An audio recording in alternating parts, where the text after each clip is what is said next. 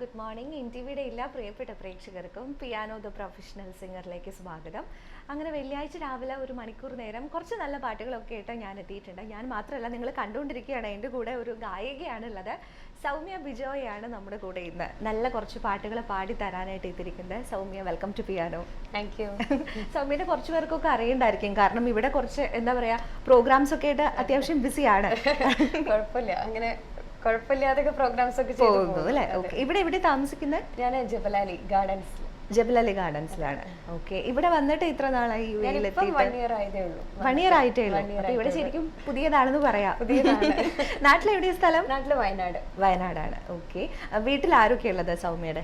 ഇപ്പം ഹസ്ബൻഡ് ഉണ്ട്, എനിക്കൊരു മോളുണ്ട്. മോളുടെ പേരെന്താ? മോള് ശ്രദ്ധ. ശ്രദ്ധ. ശ്രദ്ധ എങ്ങനെ അമ്മനെ പോലെ പാടുവോ? ശ്രദ്ധ പാടാനുള്ള ഒരു ഇതൊക്കെ കാണിക്കുന്നുണ്ട് ഇപ്പം. എത്ര വയസ്സായി? ഇപ്പൊ 3 വയസ്സ്. 3 വയസ്സ്. അപ്പൊ ശരിക്കും പാട്ടിനോടുള്ള അഭിരുചി അറിഞ്ഞു വരുന്നേ ഉള്ളൂ. അഭിരുചി സത്യം അല്ല, പക്ഷെ എന്നാലും എനിക്ക് തോന്നുന്നു ഞാൻ പാടുന്ന സമയത്ത് തന്നെ അതേപോലെ പാടാനുള്ള ഒരു ശ്രമമൊക്കെ നടത്തുന്നുണ്ട്. അപ്പൊ അമ്മേനെ പോലെ അറിയപ്പെടുന്ന ഒരു ഗായികയാവട്ടെ. അതെ. ഹസ്ബൻഡ് എന്താ പേര്? ഹസ്ബൻഡ് ബിജോയ്. ബിജോയ്. എവിടെ വർക്ക് ചെയ്യുന്നു? ഹസ്ബൻഡ് ഹോട്ടലിലാണ്, അവിടെ ജബലാലി, അവിടെ തന്നെ one and only royal Viraj. അതെ, സെക്ഷൻ. അപ്പൊ ഇവിടെ സംഗീതവും അതുപോലെ തന്നെ പ്രോഗ്രാംസും വീട്ടുകാരും ഒക്കെ ആയിട്ട് ബിസി ആയിട്ട് സന്തോഷമായിട്ട് പോകുന്നു അല്ലേ? ഓക്കെ. അപ്പൊ നാട്ടിലൊക്കെ പ്രോഗ്രാംസ് ചെയ്യാറുണ്ടോ സൗമ്യ? നാട്ടില് ഞാൻ ചെയ്തിട്ടുണ്ട്. നാട്ടില് സ്റ്റാർട്ടിങ് മുതൽ അങ്ങനെയാണല്ലോ നമുക്കൊരു ബാക്ക്ഗ്രൗണ്ട്, അങ്ങനെ ചെയ്തു വന്നാണ്. ഞാനൊരു ഒരു രാഗതരംഗം എന്ന് പറഞ്ഞ ഒരു ഓർക്കസ്ട്രയിൽ ചെയ്ത് തുടങ്ങിയതാണ് പ്രോഗ്രാംസ്. പിന്നെ ഇടയിൽ ഒരു ഗ്യാപ്പ് വന്നു, പഠനവും കാര്യങ്ങളൊക്കെ ആയിട്ട്. എവിടെയായിരുന്നു പഠിച്ചതൊക്കെ? വയനാട്ടിൽ തന്നെയാണ്. വയനാട്. അതെ. ഓക്കെ. അപ്പൊ എന്തായാലും കുറച്ച് കാര്യങ്ങൾ നമ്മൾ സൗമ്യനെ പറ്റി ഇറങ്ങി. ഇനി കൂടുതൽ കാര്യങ്ങളൊക്കെ കടക്കുന്നതിന് മുമ്പ് ഒരു പാട്ട് കേൾക്കാം. തീർച്ചയായിട്ടും. ഏത് പാട്ടാണ് ഏറ്റവും ആദ്യം? ഞാൻ ആദ്യം, കാരണം എപ്പോഴും ഏത് ഷോയ്ക്കാണെങ്കിലും പഴയ പാട്ടുകളാണ് ചൂസ് ചെയ്യാറുള്ളത്. തീർച്ചയായിട്ടും ഞാൻ വിചാരിക്കുന്നു പഴയ പാട്ട് എന്തായാലും പാടുന്നുണ്ട് ഇനിയുള്ള സമയത്ത്. അപ്പം ഇപ്പൊ ഞാൻ ഇന്ന് നമ്മുടെ എം ജയചന്ദ്രൻ സാറിന്റെ ചട്ടക്കാരി എന്ന മൂവിയിലെ, ഇപ്പം എന്താ പറയാ, എല്ലാ ശ്രേയാ ഘോഷലിനെ ഇഷ്ടപ്പെടുന്ന ഒരു സിംഗറാണ്. ശരിയാണ്. അപ്പം ആ മൂവിയിലെ ആരുടെ അടുത്ത് ചോദിച്ചാലും ചിത്ര ചേച്ചിയുടെയും ദാസേട്ടന്റെ പേര് പറയും, കാരണം നമ്മുടെ മനസ്സിൽ പതിഞ്ഞു കിടക്കുന്ന 2 പേരുകളാണ്. അത് കഴിഞ്ഞാൽ പിന്നെ പറയുന്ന പേരാണ് ശ്രേയാ ഘോഷൽ. അപ്പൊ ആള് പാടിയിട്ടുള്ള നിലാവേ എന്നുള്ള പാട്ട് തീർച്ചയായിട്ടും കേൾക്കാം.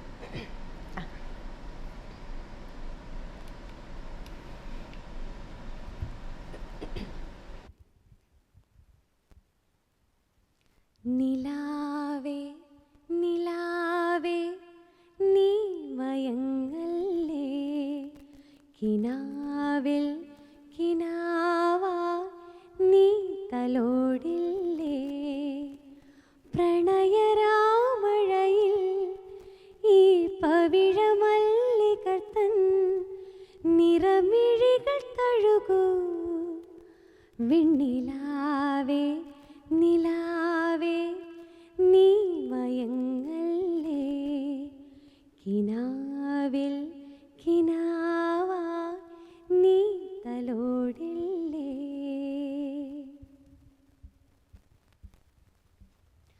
മാമരങ്ങൾ പീലി നീർത്തി കാറ്റിലാടുമ്പോൾ,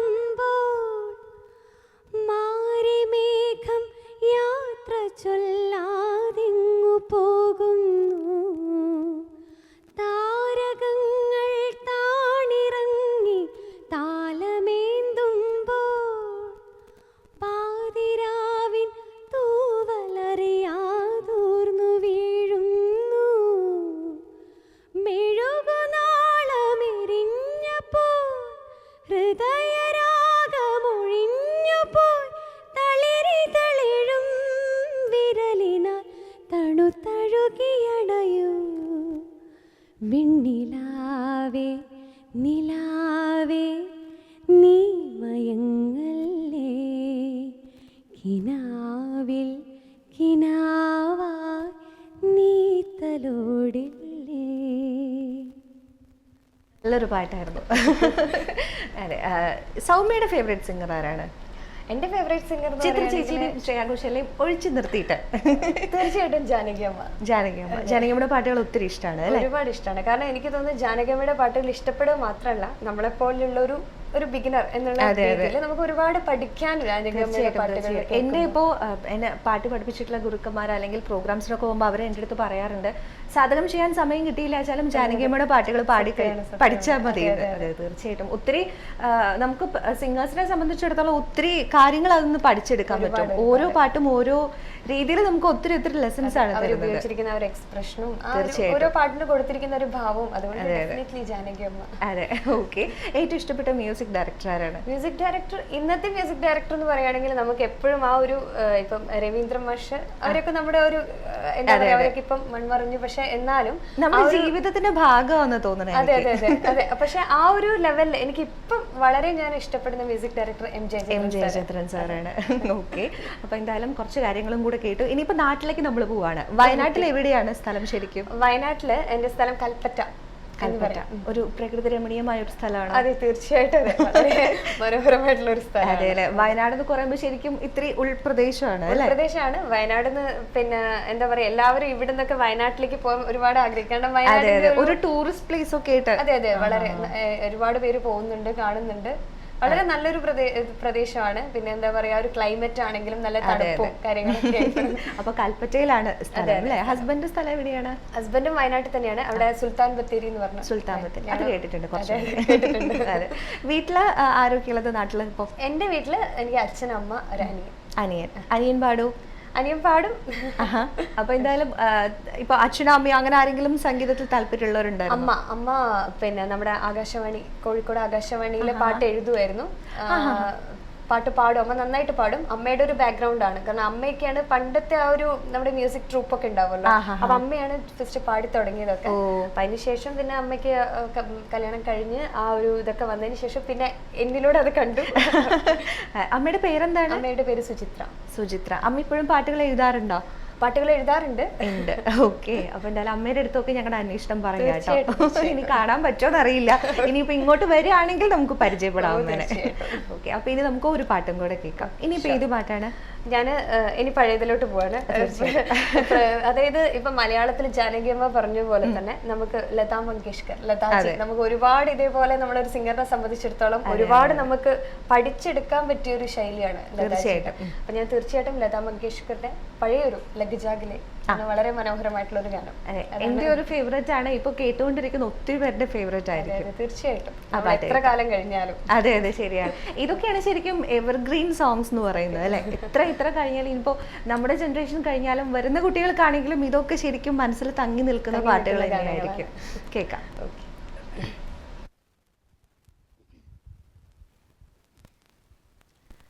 लग जा गले के फिर हंसी रात हो न हो, शायद फिर से जन्म में मुलाकात हो न हो, लग जा गले से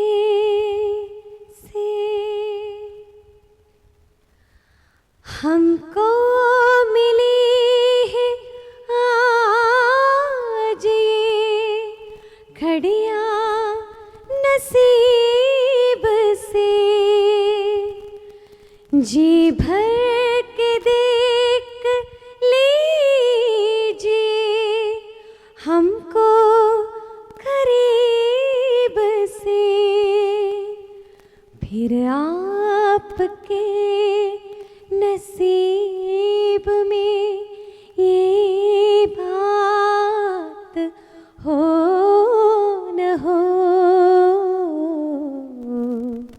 शायद फिर से जन्म में मुलाकात हो न हो, लग जा गले से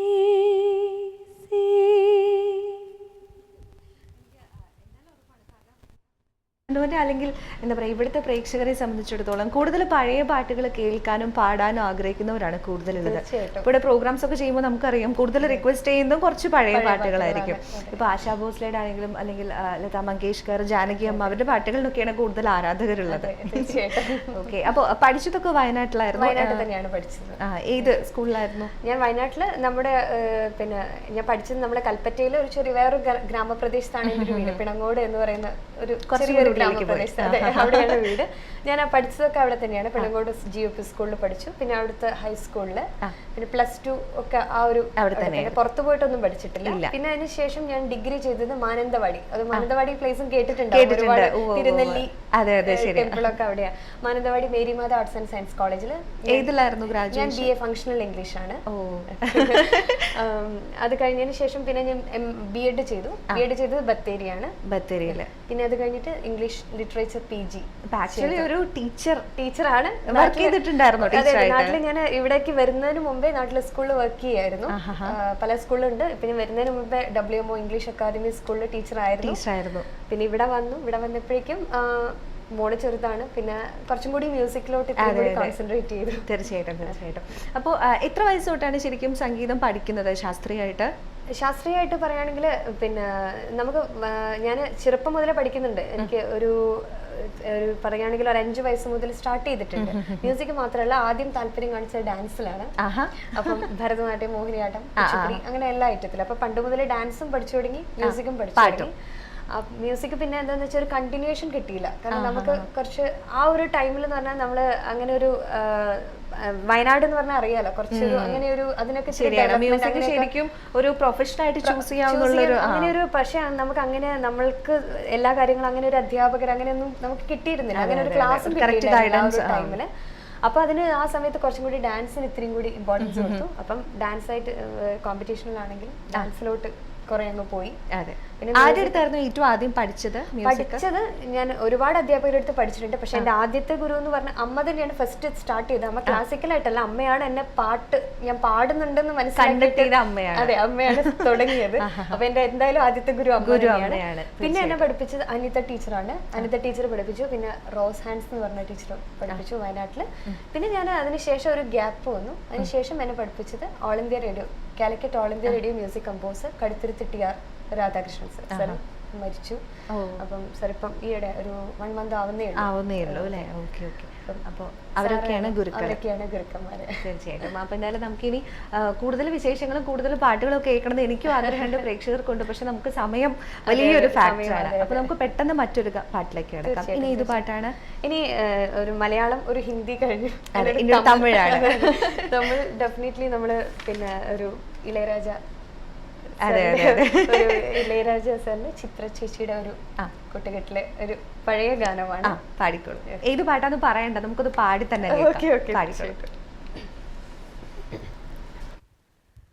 குழலூதும் கண்ணனுக்கு குயில் பாடும் பாட்டு கேக்குதா, குக்கு குக்கு குக்கு. என் குரலோடு மச்சாவுங்க குழலோச போட்டி போடுதா, குக்கு குக்கு குக்கு. இலையோடு பூவும் தலையாட்டும் பாரு, இலையோடு பூவும் காயும் தலையாட்டும் பாரு பாரு. குழலூதும் கண்ணனுக்கு குயில் பாடும் பாட்டு கேக்குதா, குக்கு குக்கு குக்கு. மலைக்காத்து வீசுற போது மல்லிகைப்பூ பாடாதா, மழைமேகம் கூடுற போது வண்ணமயில் ஆடாதா. மலைக்காத்து வீசுற போது மல்லிகைப்பூ பாடாதா, மழைமேகம் கூடுற போது வண்ணமயில் ஆடாதா. என் மேனி தேனரும்பு, என் பாட்டு பூங்கரும்பு. மச்சானான் பெத்தெடுப்பே, உன்னத்தான் கட்டி வைப்பே. சுகமான தாளம் தட்டி பாடட்டுமா, உனக்காச்சு எனக்காச்சு சரி ஜோடி நாமாச்சு கேளையா. குழலூதும் கண்ணனுக்கு குயில் பாடும் பாட்டு கேக்குதா, குக்கு குக்கு குக்கு. என் குரலோடு மச்சாவுங்க குழலோச பொட்டி போடுதா குக்கு குக்கு കുക്കു. ശരിക്കും രാവിലെ എഴുന്നേറ്റ് കുറച്ച് നല്ല പാട്ടുകൾ കേൾക്കുമ്പോൾ എന്താ പറയുക, ഒരു പോസിറ്റീവ് ആയിട്ടുള്ളൊരു ഫീലിംഗ് ആണ് അല്ലേ? എന്റെ മിക്കവാറും എല്ലാ വെള്ളിയാഴ്ചയും തുടങ്ങുന്ന പിയാനോയിലൂടെ ആയിരിക്കും. അപ്പൊ കുറച്ച് നല്ല പാട്ടുകളുമായിട്ടാണ് ഞാൻ എന്റെ ദിവസം ആരംഭിക്കാറുള്ളത്. അപ്പൊ ഇന്ന് സൗമ്യയുടെ ദിവസം അതെ. അതെ, തീർച്ചയായിട്ടും എന്റെ ഒരു ലൈഫ് പിയാനോയിൽ വന്നപ്പം ഇങ്ങനെ, അല്ലെങ്കിൽ തന്നെ വീട്ടിൽ നമ്മുടെ ഒരു മ്യൂസിക്കൽ അറ്റ്മോസ്ഫിയർ തന്നെയാണ്. ഹസ്ബൻഡ് ഒത്തിരി സപ്പോർട്ടീവ് ഹസ്ബൻഡിന്റെ സപ്പോർട്ട് ഞാൻ പറഞ്ഞല്ലോ, ഞാൻ ടീച്ചർ ആയിരുന്നു. പക്ഷെ ഇവിടെ വന്നപ്പോ ഹസ്ബൻഡിന്റെ അത്രയും ഒരു സപ്പോർട്ട് കൊണ്ടാണ് ഞാൻ വീണ്ടും ആ മ്യൂസിക്കിലോട്ട് തന്നെ തിരിച്ചു.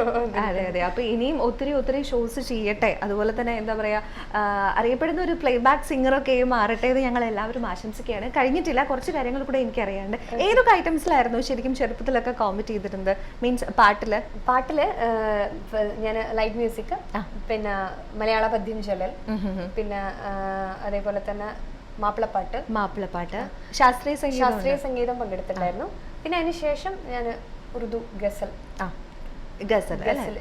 ചെയ്യാറുണ്ടായിരുന്നു. എനിക്ക് ഗസലിനാണ് സ്റ്റേറ്റിൽ 2 തവണ പ്രൈസ് കിട്ടിയിരിക്കുന്നത്. മാപ്പിളപ്പാട്ടിലും പ്രൈസ് കിട്ടിയിട്ടുണ്ട്. ഏതെങ്കിലും വിൻ ചെയ്തിട്ടുള്ള ഒരു ഗസലോ അല്ലെങ്കിൽ അങ്ങനെ എന്തെങ്കിലും ഓർക്കുന്നുണ്ടോ ഇപ്പോ? ഓ തീർച്ചയായിട്ടും. ഞാൻ ഒരു 4 വരി ഓർക്കുന്നു. മിർസാ ഗാലിബിന്റെ ഗസലാണ് ഏറ്റവും ഫേമസ് ആയിട്ട്. മിർസാ ഗാലിബിന്റെ ഞാൻ ഓർക്കുന്ന 4 വരി ഗസൽ. ഹസ്തി അപ്നി ഹവാബ് कैसी है, हस्ती अपनी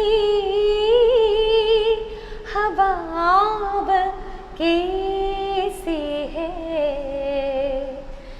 ये नुमाइश शराब की सी है, हस्ती अपनी. ഓക്കെ. അപ്പോൾ എന്തായാലും ഒത്തിരി കാര്യങ്ങൾ ഞങ്ങൾ അറിഞ്ഞു. ഇനിയും എനിക്ക് ചോദിക്കണമെന്നുണ്ട്, പക്ഷെ എന്താ ചെയ്യാൻ സമയമില്ല നമുക്ക്. അപ്പോൾ എന്തായാലും പ്രേക്ഷകർക്ക് ഇനിയും പിയാനോയിലൂടെ തന്നെ നമുക്ക് സൗമ്യയുടെ പാട്ടുകൾ ഇനി കേൾക്കാവുന്നതാണ്. നമ്മുടെ പിയാനോയിലും മെയിൻ ടിവിയിൽ ഒരു മെമ്പർ ആവാൻ പോവുകയാണ്. ഒരുപാട് സന്തോഷം. അതെ അതെ. അപ്പോൾ എന്തായാലും നമുക്ക് ഇനി ഫൈനലായിട്ട് ഒരു പാട്ടും കൂടെ കേൾക്കാം. അപ്പോൾ തൽക്കാലം സൗമ്യമായിട്ടുള്ള സെഷൻ ഞാനിവിടെ നിർത്തുകയാണ്. അപ്പോൾ അതിന് മുമ്പ് നമുക്ക് ഇനി ഏത് പാട്ടാണ് മുഴുവനായിട്ട് പാടിത്തരാൻ? മുഴുവനായിട്ട് പാടുന്നത് ഞാൻ പഴയൊരു പാട്ട് തന്നെയാണ്. ഇനി പഴയതിലോട്ട് പോവുകയാണ്. തീർച്ചയായും. ഗാനം എന്ന് പറഞ്ഞാൽ എനിക്ക് വളരെ ഇഷ്ടപ്പെട്ട, എന്റെ ഹസ്ബൻഡിനും അതെ എനിക്ക് ഒരുപാട് ഇഷ്ടപ്പെട്ടൊരു ഗാനമാണ് നീലജലാശയത്തിൽ, ജാനകി അമ്മയുടെ. അതെ അതെ. ഇന്നത്തെ എന്താ പറയാ, ഞങ്ങളിപ്പോ തുടങ്ങുന്നതിന് മുമ്പ് ജസ്റ്റ് സംസാരിച്ചേയുള്ളൂ. ഇന്ന് ഞാൻ എടുത്തിരിക്കുന്ന, അല്ലെങ്കിൽ നമ്മൾ പിയാനോയിൽ കൂടുതലായിട്ടും പാടാനും വിശേഷങ്ങളൊക്കെ പങ്കുവെക്കാൻ പോകുന്ന ഗാനരചയിതാവ് ബിച്ചു തിരുമലയായിരുന്നു. അദ്ദേഹത്തിന്റെ പാട്ടുകളാണ് ഞാനും എടുത്തു വന്നിരിക്കുന്നത്. അപ്പൊ സൗമ്യ അതെ ഫൈനലായിട്ട് പാടാൻ പോകുന്ന പാട്ടും ബിച്ചു തിരുമല സാറിന്റെ പാട്ടാണ്. നേരത്തെ പറഞ്ഞിട്ടൊന്നുമല്ല, പക്ഷെ അപ്രതീക്ഷിതമായിട്ട് അങ്ങനെ ആയിപ്പോയി. അപ്പൊ എന്തായാലും ഒത്തിരി സന്തോഷം. എനിക്കും അതെ ഒരുപാട് സന്തോഷം. അതെ അതെ. അപ്പൊ എന്തായാലും നമുക്ക് ആ പാട്ടിലേക്ക് കിടക്കാം. തീർച്ചയായിട്ടും.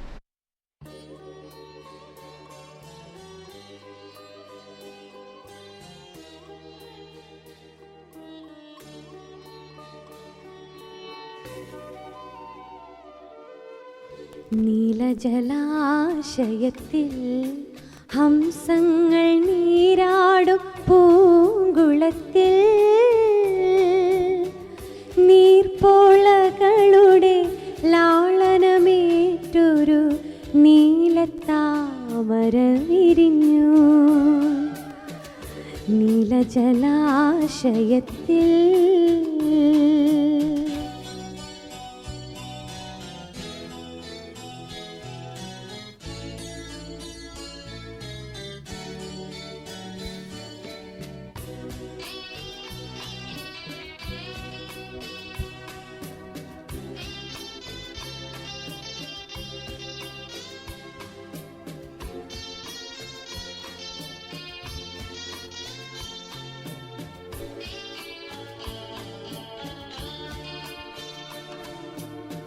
ഹൃദയം പൂമ്പൊയ്കയായി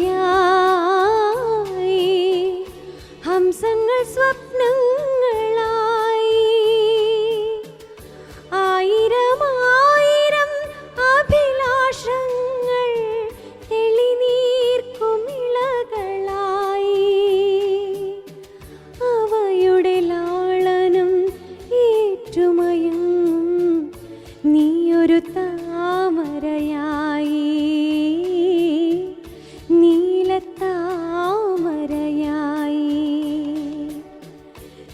നീലജലാശയത്തിൽ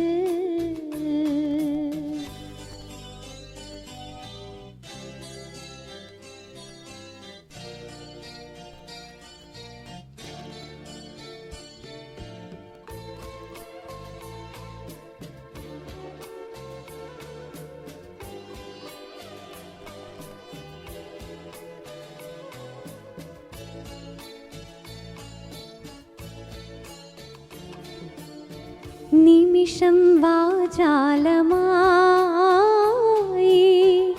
ജന്മങ്ങൾ സഫലങ്ങളായി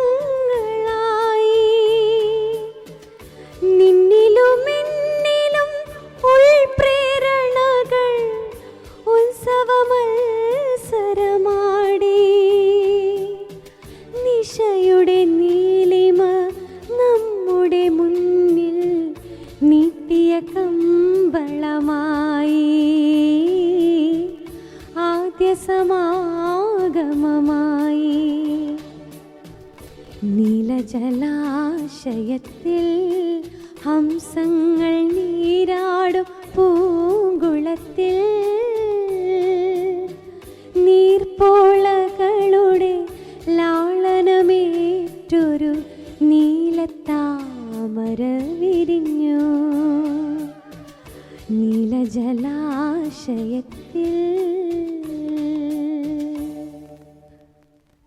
Soumya, thank you so much. നല്ലൊരു പാട്ടായിരുന്നു. ഞാനതിങ്ങനെ എല്ലാ പാട്ടും കഴിഞ്ഞിട്ട് എങ്ങനെ പറയാ എടുത്തെടുത്ത് പറയാൻ ഇങ്ങനെ ആലോചിച്ച് എല്ലാം കൂടെ ഒരുമിച്ച് പറഞ്ഞതാണ്. Thank you so much. അപ്പം എന്തായാലും എന്താ പറയുക, പ്രേക്ഷകർക്ക് ഇനിയും സൗമ്യയുടെ പാട്ടുകൾ കേൾക്കാവുന്നതാണ്. നമ്മുടെ പിയാനോയിലെ ഇനി മുതൽ, അല്ലെങ്കിൽ എന്താ പറയുക, നമ്മുടെ പിയാനോ ഫാമിലിയിലെ മെമ്പർ ആവാൻ പോവാണ് സൗമ്യ.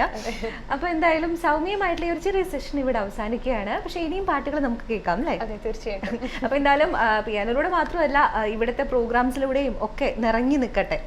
യുഎയിൽ ഒരു സജീവ സാന്നിധ്യമായി മാറട്ടെ. ഒരുപാട് സന്തോഷം. അതെ, അപ്പൊ മോളുടെ അടുത്തൊക്കെ ഞങ്ങളുടെ അന്വേഷണം പറയാം. അമ്മേനെ പോലെ തന്നെ നല്ലൊരു സിംഗർ ആവട്ടെ മോളും. അപ്പോൾ ഇത്ര നേരം നമ്മുടെ കൂടെ ഉണ്ടായിരുന്നത് സൗമ്യയായിരുന്നു. സൗമ്യയുടെ കുറച്ച് നല്ല പാട്ടുകൾ നമ്മൾ കേട്ടു. പിയാനോട് അവസാനിക്കുന്നില്ല. ചെറിയൊരു ഇടവേളയ്ക്ക് ശേഷം കുറച്ച് നല്ല പാട്ടുകളൊക്കെ ആയിട്ട് നമ്മൾ വീണ്ടും തിരിച്ചെത്താണ്. ഒരു ചെറിയൊരു ഇടവേള.